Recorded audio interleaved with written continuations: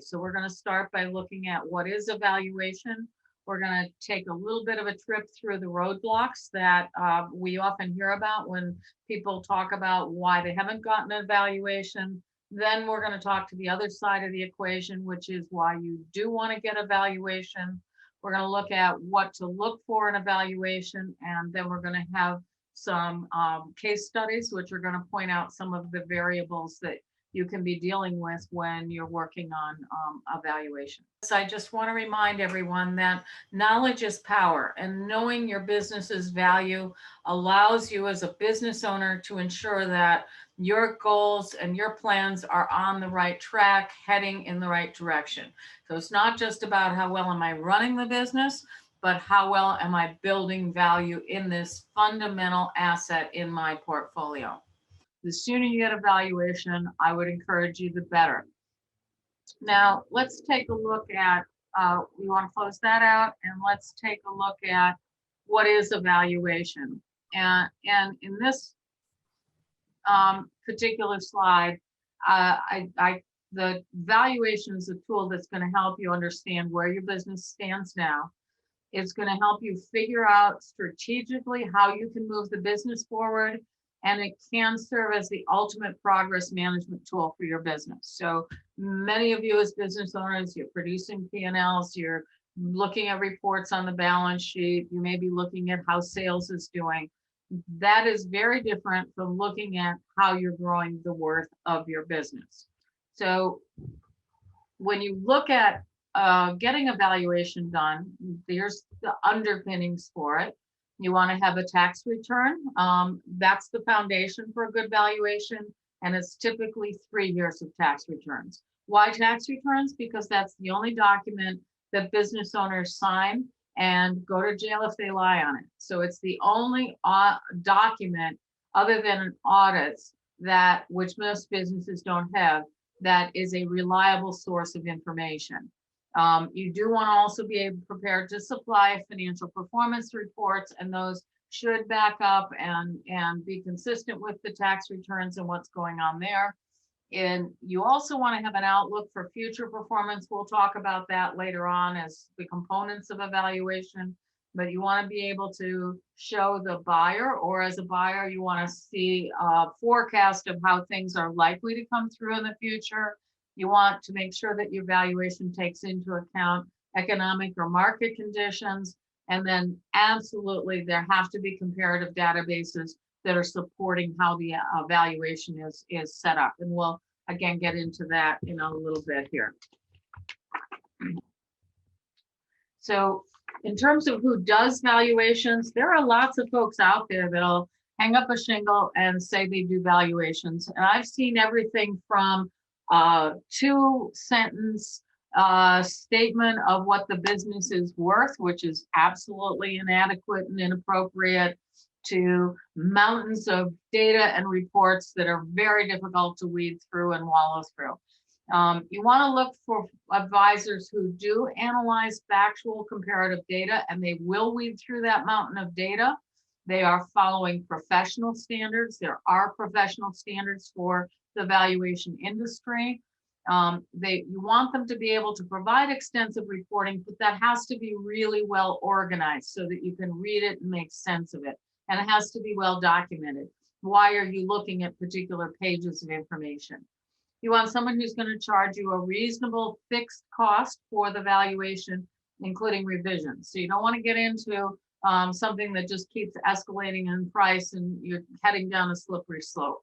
You want someone who's going to offer you insights on the business, is using a well-documented system, and who has extensive experience doing valuations. These are the things that you want to look for in terms of what who you want doing your valuation. Now, in terms of how evaluation is used, it gets used to set the fair market value of shares. So here's the pricing of the business. It also can be used to follow up on, set and follow up on goals and plans for the business, so that you're moving the business forward intentionally as an asset. It can be used to prepare to buy or sell a business. So that's perhaps what many of you may be very interested in. Can be used to support requests for insurance, loans, and share distributions, so transactions, both related to the shares and around the business as a whole. And it also can be used to ensure an accurate understanding of the role the business plays in the owner's wealth portfolio, which I will get into in just a second. So before we get into more detail, here are 10 reasons that I would use to encourage each of you why you ought to be getting a valuation as quickly as possible. 1, better understand your business and its potential. 2, know the value of your largest assets so that you can plan for retirement. Ensure the business and your family are properly protected. Create a succession plan. Pay the right amount when you do buy a business, or on the other side of the equation, when it's time to sell, make sure you get what your business is worth at sale. Use it to create buy-sell agreements with business partners, to explore funding options, to establish a trust, to create an estate plan, and to prepare for taxable events such as gifting or grants. So these are 10 reasons why you would want to get a valuation. Now let's take a look at the roadblocks that get in the way of getting a valuation. And here we're gonna, Robin, throw up poll number 4, thoughts that you had about valuations that you've seen. So tell us about your thoughts. You could be, I've never seen a valuation. I've seen a valuation, think it was accurate and complete. I've seen a valuation, but it wasn't as detailed as this example that I'm looking for, or I've seen a valuation and didn't trust the result. And when we talk to business owners about why they don't have valuations, there are 4 basic obstacles that we hear come up over and over again.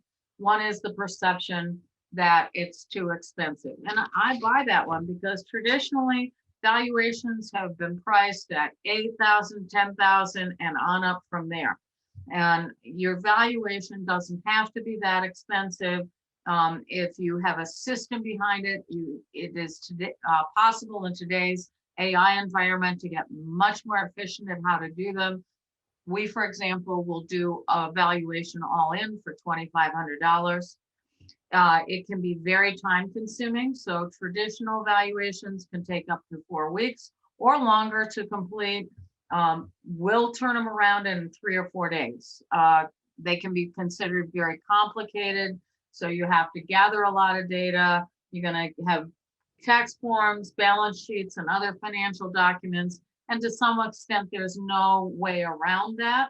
But then there's an extensive interview and fact-finding process that can get to be very laborious and gets in the way of the business owner focusing on running their business, which they're generally very busy doing already. And what we would tell you is, once you've submitted basic documentation, we can make that process very fast, very efficient, and very collaborative. Quick interview, and any questions that need to be reviewed will actually start to come out once we've prepared the valuation. And then finally, that last box of not now. So owners who will wait until there's an event. And all I can say is that when the world takes over and forces an event on you is often the most inconvenient time to be trying to pull a valuation together. And what you want to do is instead prepare ahead of time. If anything that we've all thought about in the last year with COVID, it's what else can I do to prepare ahead of time? So Robin, why don't you go ahead and give us the results on this slide?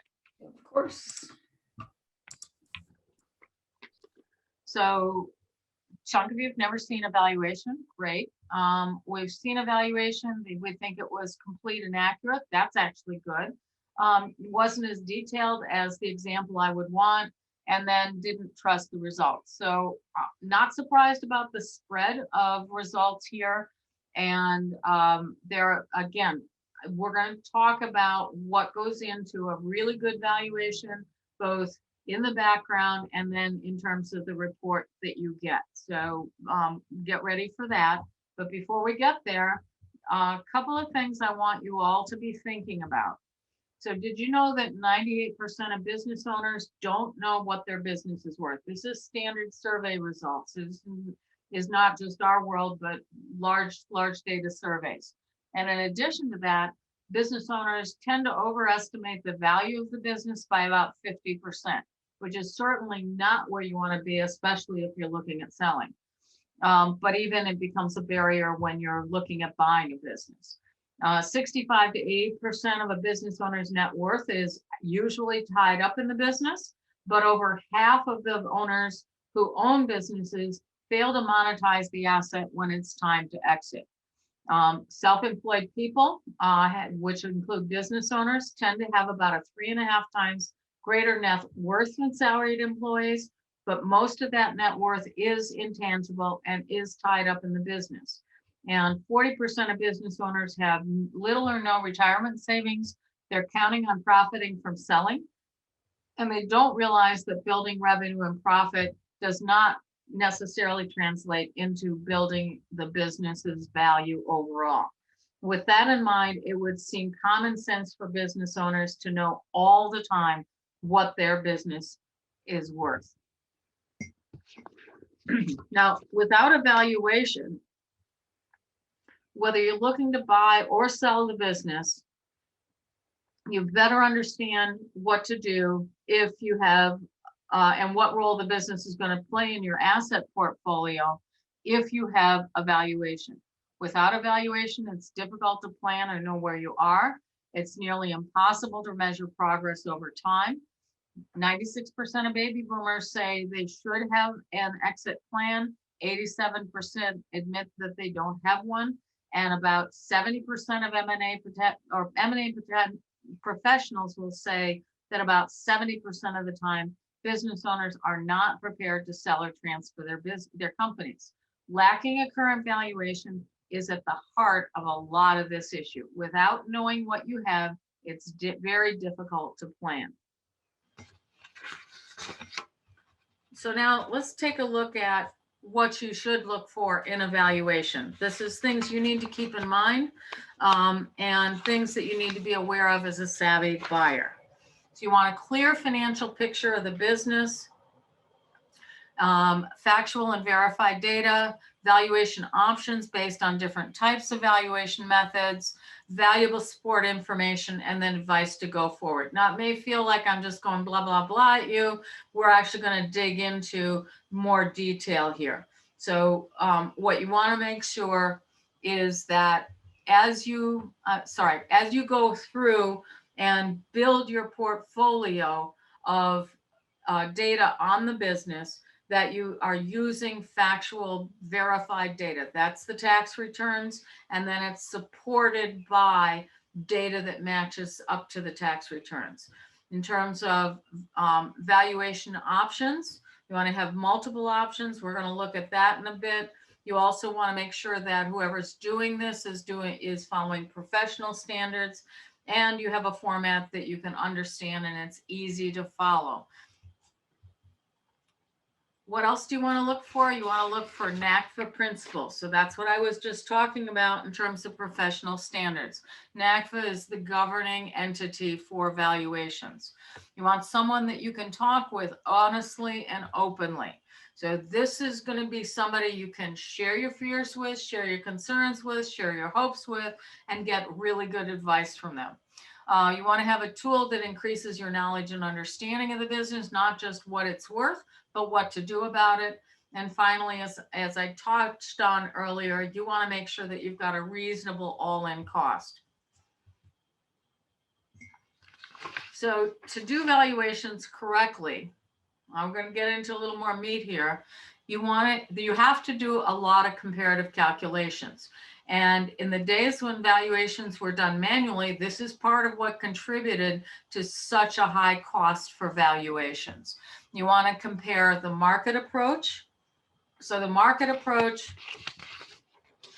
is looking at, it's almost like doing comps in real estate. It's looking at a database of recent sales and comparative data on other businesses.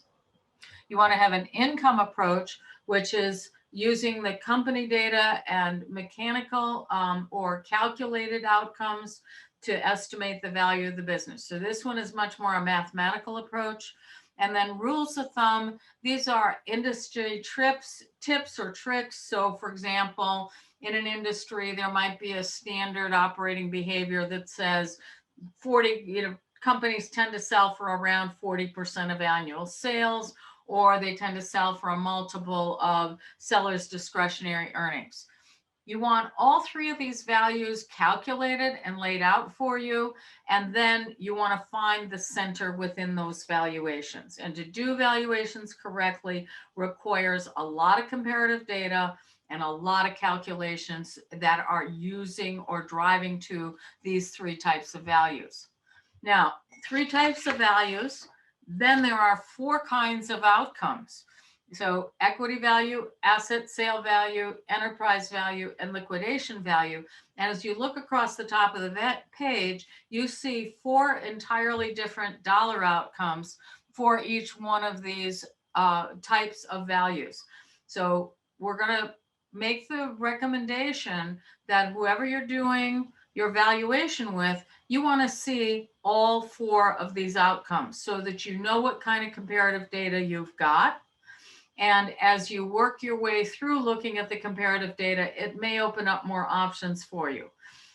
In each case, you have to multiply that by the three different approaches: the market approach, the rule of thumb, and the income approach. And because you're doing three calculations for four valuations, that means that in the background, there should be 12 calculations running. Let's get into some more detail here. So in terms of equity value, this is known as a lock, stock, and barrel transaction or a stock transaction. The buyer is acquiring essentially everything about the business, all the assets and liabilities. They could be disclosed, they might not be disclosed. The buyer's going to be on the hook for all of it. It tends to work best for insiders with high confidence in how the business is being run and reported. And it's most commonly seen in family transactions from generation to generation or within generations. And in this case, the buyer continues to run the business. Another place you'll see this is when you're bringing a shareholder into the business. The next value is the asset value, and this includes inventory, supplies, fixed assets, all tangible assets. So the customer lists, the marketing assets, the goodwill of the business, and the seller keeps the cash and receivables, and the business is delivered free and clear of debt. So it's up the seller to clear the debts out. And in this case, the buyer forms a new company. And this is most commonly used when you have strangers or when there is not as much confidence in the underlying data that is being conveyed to you. So if I'm an outsider, I don't know this company, I am most likely going to do an asset sale. Then the next is an enterprise value. This is usually used in terms of private equity. And as a buyer or seller, you may not be planning on getting involved in private equity, but you still want to know how well positioned the business is to take advantage of leverage. And that's what this calculation will turn up or steer you away from. So it's a reflection of the company's value as a fluctuating entity, and it facilitates the comparison with companies that have varying levels of debt. And then finally, the fourth valuation is liquidation. This is where the business just stops. It is an immediate sale of the assets on the balance sheet, the satisfaction of all debts, the cash and other assets, including AR, are going to be used to pay off liabilities. The AR calculation is not going to be 100% AR. There will be a question as to how much AR is actually going to be counted in the liquidation value. And I will tell you that liquidation value often ends up as a negative number if the business has loans on the books. So if the business owes more money than it has cash and assets to pay off, then that's where you're going to get a negative value.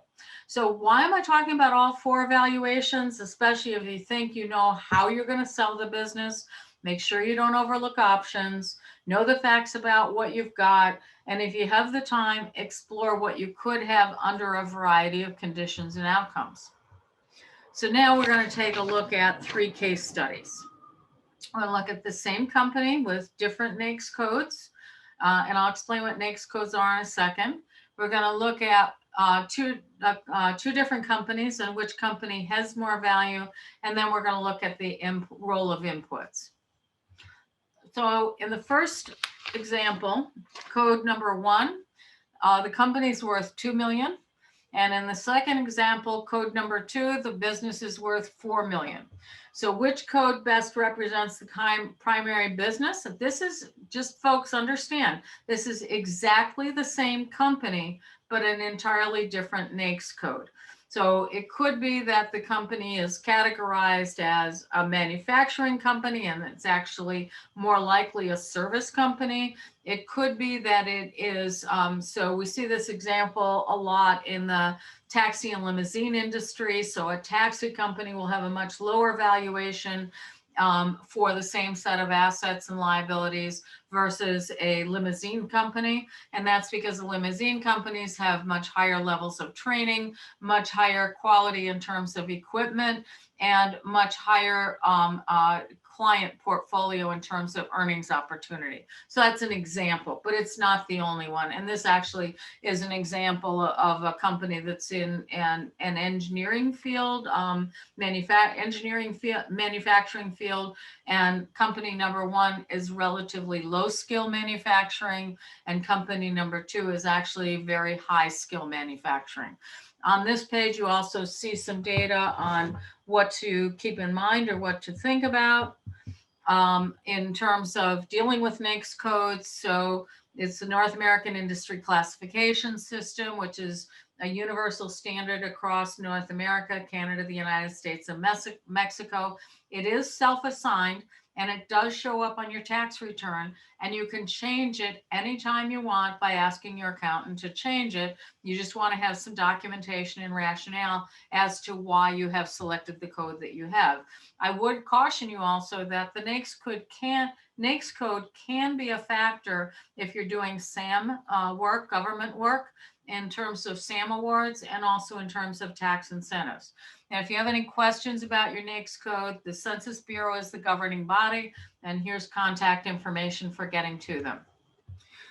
Next question. So we're going to leave this slide up for a couple minutes and let you guys look at it. And I know there's a lot of data to digest on this, but we're going to let you guys weigh in on which company do you think has more value.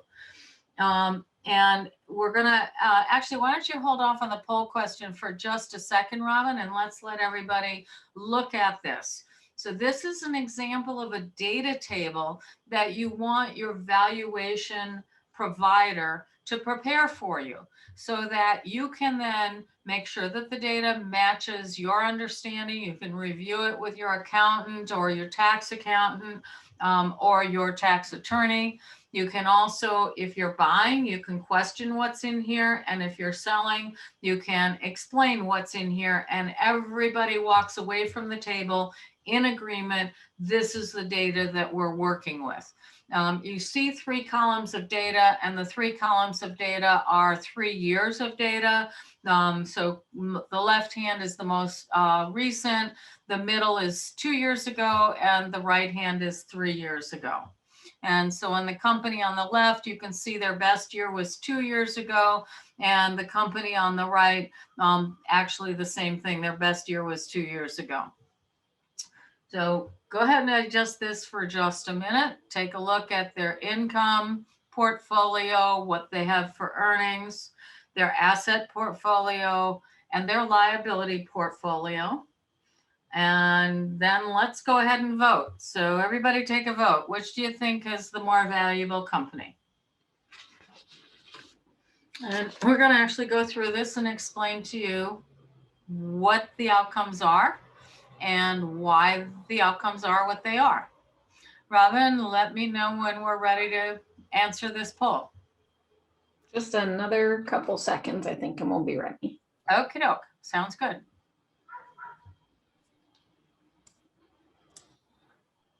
So the other thing I want to point out is, again, I've said it before, there's 3 years of data. And so it is trending data. Those of you that have more time than just 3 years can also be thinking about how do I want to perfect the performance and the data of my company, knowing full well that when you get to the next tax return, 3 years ago of data will drop off as you add a new year in. And that does, if you have planning time, give you the opportunity to really build what you want into your valuation as you work on perfecting the performance of the company. Think we're good to share. Okay, let's take a look at the results. So, but 80% liked company number one and 20% liked company number two. Okay, so let's go look at the answer. It is company number one. And company number one is over twice as valuable as company number two. So let's take a look at why. So it has 3.5 times higher net income, as opposed to company number two, which had twice as much revenue and 3.5 times greater owner comp. The net income was 3.5 times higher in terms of dollar value, 6 times higher on a percentage value. So that's a productivity measure. Company number one would be somewhat less valuable because it doesn't necessarily have any inventory, whereas company number two is bringing inventory to the table, and it also has more fixed assets to offer to the buyer.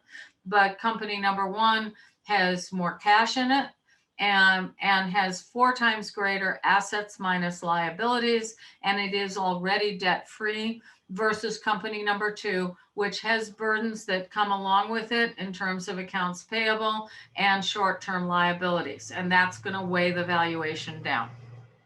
Okay, and if you have questions, please, as a reminder, send them through on the chat window and we'll get to them when we wrap this up. Next, what do you want to look for? Some basic requirements in terms of what you want for output. So you want a chart of input data. We just looked at that as we compared company number one and two. You're going to use that to review and debate what's going on. You want key performance indicators of what's working, what isn't, and a comparison to industry peers. So you can look at not just isolated what your company is doing, but how well it's doing relative to others. And then finally, you want the ability to play what if. So in terms of that chart of input data, this allows the buyer and the seller to anchor and get sure on the facts that they're discussing and ask a lot of questions.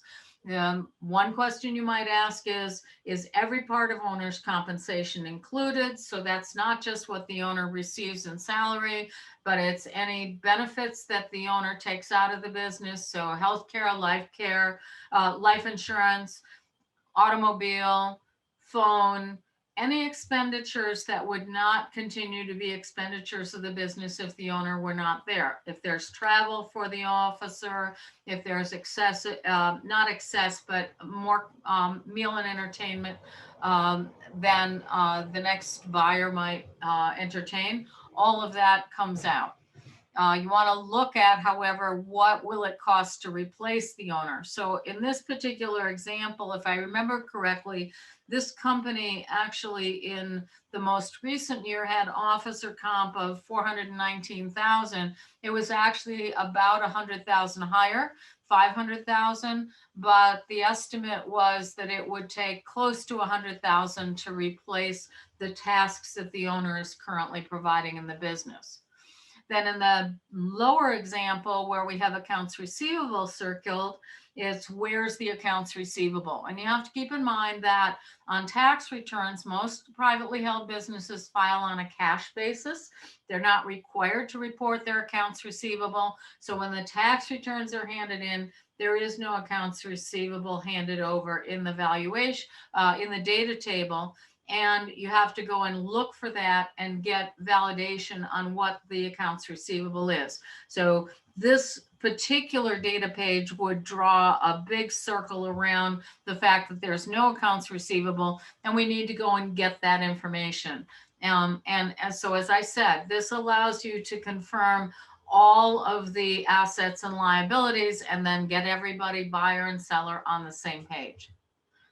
In terms of key performance indicators, so key performance indicators will help you track performance over time. They will compare your business to the industry that you're in. It'll help you understand what's going to grow value, where to focus to increase your value. And then as you get different or additional valuations done, it'll also be a way for you to just demonstrate improvement. So what do I mean by key performance indicators? These are standard ratios that indicate how the business is doing. So debt to equity would be a common key performance indicator. In the valuation that we provide our clients, we have a whole raft of key performance indicators, and we'll show you where you are, what you are doing right now, and then we'll also show you how you're comparing to the industry. So are you underperforming at the industry or outperforming the industry in one of three places? And then we'll also show you how that performance has been changing over the last 3 years. So you may have moved from underperforming to performing at industry to outperforming the industry, for example. Finally, you want your valuation company to be able to play what if and give you a way to do that what if. This we consider to be an essential planning tool. It helps the seller demonstrate future opportunity, and it helps buyers to evaluate risk. So you want to be able to get from your valuation company a model that shows how the business is expected to grow, and that you can look at some varying conditions in that modeling. I will say not every valuer will provide this, but it's a really useful tool if you can get it. So we're going to wrap up. This is going to be your last slide. This is going to talk about what to do with the knowledge that you're gaining. You want to build value in your company every year. It can be really helpful to get annual valuations, but if you're going to pay 8, 10, 20 grand for them, it doesn't make sense. If you can get them done for, as we say, a baseline of 2,500 and then a minimal cost to update them every year, then it's probably much more affordable to do. So you got to decide how frequently you want to get them done and what's your budget for getting them done. As you build the valuations, you also want to think about preparing the business for sale or acquisition. It's what we call trigger ready. So we're ready to hand that business over and we're bulletproof on our numbers. There's going to be no negotiating us down from where we have that valuation, and we're very comfortable and confident that the business can function at that level. Or as a buyer, I'm extremely confident with the numbers that I'm looking at. And I've also built the internal confidence to be able to take on acquisitions and not lose any ground when I do it. I've got a team of people ready to jump on my acquisitions and take over everything from customer lists and bank accounts to personnel to processes. You also want to continuously cultivate opportunities. So building your list of who might be interested in buying your business and building your list of other acquisitions to look at. This is something I don't think enough business owners think about when they're in business and continuing to develop the business, is how to get a boost by acquiring the right company at the right price. So jumping through a growth leap. And then finally, make sure that you are evaluating each potential deal carefully and accurately, that you don't just fall in love with somebody and their story about what they're doing, but it's actually got the facts behind it. And as you work on preparing the business for sale or acquisition, for those of you who did not attend our earlier webinar on buying and selling a business, I would certainly encourage you to come back. We'll probably be doing it later this fall, later this summer or in the fall, and we'd be happy to send you an invitation, and we'll get that out to anybody who's attended or registered for today's webinars. So with that, get your questions ready, send them through to the chat. Again, my name is Andi Gray. Company is Strategy Leaders. We're based in Norwalk, Connecticut. We work with companies all over the United States, all different kinds of industries, all different sizes. And our job is to help companies that are privately held and owner operated get growth, profit, stability, predictability, and ultimately out of that comes peace of mind for the business owner that this business will survive. And we have what we call survivability attributes. And I'm going to stop here, Robin, and ask if there are any questions. Yes, we do have questions. Okay, let's go. Okay, so the first one we have is how early in a company startup should a valuation be performed? So I would wait until I have 3 years of tax returns done, which means you're probably into your 4th year of ownership before you are going to do the valuation. But at that point, I would get a baseline. What's the business worth at this point? And then I would be updating that valuation probably at that stage, every couple of years as I get to 10 years out from potential sales. So if you think of age, business owners typically want to sell their businesses somewhere in their 60s. So by the time I get to my 50s, I want to make sure I've got a valuation and a good understanding of the business, and I have one that I have confidence in.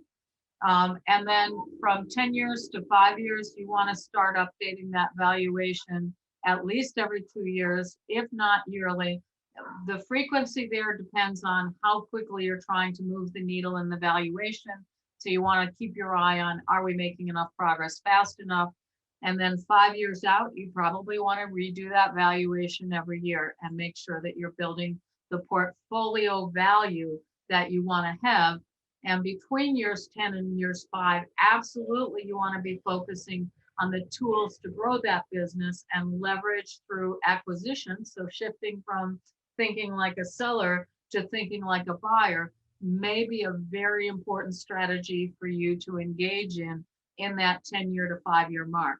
I wouldn't look at buying a business if I'm less than 3 years out from sale, because it takes at least 3 to 4 years to be able to digest that asset and really start to make money on it.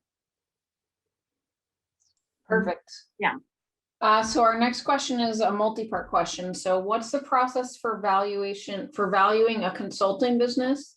What's the difference for a software business, and what if you have both? So first of all, I would distinguish between different types of businesses. So good questions to ask. So there's wholesale companies, there's manufacturing companies, there's construction companies, and then there are service companies, which is where our questioner is really centered, is both a consulting business and an IT business. It depends on whether or not you have two different sets of books. So do you have two separate companies and you're filing two separate sets of tax returns, in which case you want to get valuations on both sets of tax returns or on both companies. Or if you're operating the companies together on a blended basis, it's really a function of where are the tax returns and what's reported on the tax return. That's how you decide how you value it. Now, you may, as you're growing the business, have a strategic emphasis that allows you to focus in one direction or another. And you would, as you prepare your documentation on the business, you would certainly be talking about the growth opportunities for the business because you're focused in one direction or the other. But then you got to make sure as you do downline valuations that that's actually proving out in terms of increased value as you pursue that strategy. So what I'm saying there is you probably want to have a written plan for the business, and you want to make sure that that written plan is then playing out in terms of what's showing up in downline valuations. Perfect. So the next question we have is a little long, so bear with me. So as a prospective investor and inquirer who interfaces with small business owners all the time, many of whom are first-time or inexperienced sellers, I often run into the hurdle of sellers asking for purchase prices that are not based on the underlying fundamentals of the business, but rather a set of emotional factors, none of which have anything to do with financial integrity of the actual business, like what they feel they need to retire or pay some other significant life expense, what they feel the business is worth, and or what they think they can get from a buyer.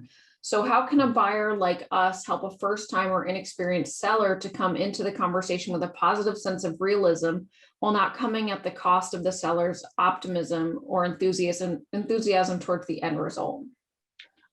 Great question. And we actually have a number of clients that we work with. They are buyers and they regularly use the valuation process to evaluate or to establish the facts. And what what I have seen most successfully done with folks that we've worked with is they encounter a person or a business owner who may be interested in selling their business. And as part of that initial exchange, they say, look, I need you to get a valuation and I need you to present it to me and I need you to present me the credentials on whoever did that valuation. Many of the folks we work with will then say, actually, I want to get a strategy leaders valuation because I trust it. I know the integrity of what's in that system. And depending on how much you want to help that seller or potential seller, you can offer to pay for the valuation. You can offer to split the cost. You can offer to reimburse the seller for some or all of the cost if the deal goes through. But one of the things that you want to do is not waste a lot of time as a buyer listening to the story about the potential of the business until you're sure that you and the seller are in the same ballpark in terms of valuation. If you remember that slide that I showed you early on, that business owners in general tend to overestimate the value of their business by 50%. And most business owners are highly reliant on the value of the business to support their retirement. And they have very limited flexibility around that. Now, we've gotten engaged in doing these valuations for sellers and buyers who are trying to get to, okay, what are the facts here? We've had a bunch of different outcomes. So some potential sellers will say, you know what, based on this, I can't go ahead and sell this business right now because I can't afford to retire. Now, the buyer may have a bunch of different options to offer. So for example, your skills are still valuable to me. So I'll buy your business and I'll also bring you on board and I will keep you as a valued member of the team for a period of time, but you're actually going to have to show up and work and contribute in order to earn additional revenue. The second would be, you know what, go work on the value of your business, come back to me in a couple of years, we'd still be interested. Or it may be, you know what, this isn't going to happen. We're not going to get in the same ballpark. Any of those answers will come out through the valuation discussion once you're looking at the facts, and the seller will save themselves a lot of time, and and as will the buyer. The buyer doesn't waste their time looking at something that's never going to happen, and the seller saves themselves the embarrassment of trying to defend a value that just isn't going to hold up. Perfect. We have two more questions. Okay. Fine. If I'm trying to buy a company, how do I have the conversation with the seller that they need to get a valuation? My advice to buyers is to just flat out tell them in the intro conversation, in order to have a serious conversation with me about buying your business, I require that you present a valuation so that we have some facts. We will negotiate, we will discuss what's here, we will work on how best to convey what you need once we agree on what the price is, but we need to at least know we're in the ballpark. So I have a source, it's Strategy Leaders. Go and get one from them. If you want to get it from somewhere else, that's your right. Just make sure you give me the credentials and present the report to me so I can dig into it and make sure that I'm comfortable and confident that it meets my standards as a buyer for what I want to see in a valuation. Perfect. The next question actually just came in and says, what is the typical turnaround time to complete a valuation from start to finish? Okay, so if they're being done manually, it can take weeks and weeks and weeks. For us, because so much of our system and process is automated, we can turn them around within a few days. And we can present a first draft within a few days. We then sit down with the owner or the whoever is behind the valuation, and we will work with them to clarify the data tables. And if they want to get their advisors, say their accountant or their tax attorney involved, we'll review the data that is now presented in the valuation with them, answer any questions, make any edits based on additional data that they may present that is validated. and then we'll update the valuation and represent it. So it's not just a one-time, here's your number, you're done, you're out of here. It is a process of first getting that initial valuation data done and first valuation out the door.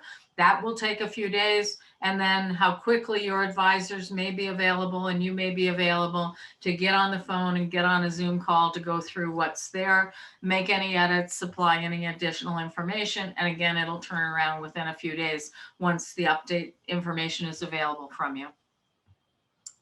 Great. And then the final question is, if I'm selling my business to someone internally, like a long-term partner, family member, employees, et cetera, should I still get a valuation? Because that seems pretty formal. Absolutely. And we go through this a lot. We do a lot of family and generational transfers and work, and the valuation is absolutely essential. We still find that it's true. The owner may or may not correctly understand the value of the business. They may or may not correctly understand the transaction, and they want to make sure that the people that are coming along behind them understand what's being presented to them. So there are always two sides to the deal. There's the buyer and the seller, and everybody's got to be on the same page. And one of the ways to get on the same page is to look at facts. Perfect. So the only other thing that keeps coming through is people are asking about if they'll be able to watch this webinar after. So I put it in the chat, but this webinar is being recorded. You'll be able to access it on demand on our YouTube channel. And a follow-up email will go out with the slides and a link to that once it's posted. So with that in mind, I want to thank everyone for coming today. I want to thank you for your interest. This is all about understanding what is the most likely, the most valuable asset that you'll ever own, and what to do in order to build that value. We like to say that entrepreneurship is all about living the life that most people won't, so that you can live the rest of your life like most people can't. And the heart of that is understanding what your business is worth at any stage of the business. Thank you all for coming, and we look forward to talking with you in the future and have you come back for more of our webinars.